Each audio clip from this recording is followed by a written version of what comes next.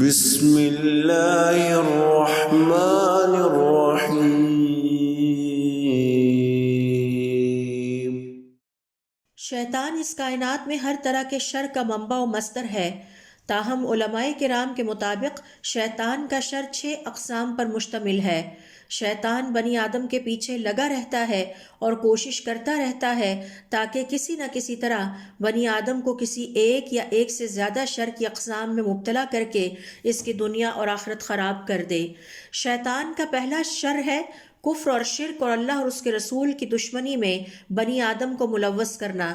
اگر شیطان بنی آدم کو اس شر میں مبتلا کر لے تو شیطان کا سینہ ٹھنڈا ہو جاتا ہے، اور اگر وہ اس ہیلے سے مایوس ہو جائے تو شیطان کا دوسرا شر ہے بنی آدم کو بدعت کے شر میں مبتلا کرنا، اور بدعت شیطان کو اللہ تعالیٰ کی نافرمانی اور گناہوں سے زیادہ محبوب ہے۔ شیطان کا تیسرا شر ہے کبیرہ گناہوں کا شر۔ اگر شیطان بنی آدم کو بدعت کے شر میں مبتلا کرنے میں ناکام ہو جائے تو پھر وہ بنی آدم کو کبیرہ گناہوں کے ارتکاب کی ترغیب دیتا ہے اور اسے کبیرہ گناہوں پر لگا دیتا ہے۔ شیطان کا چوتھا شر ہے بنی آدم کو صغیرہ گناہوں کی ترغیب دینا۔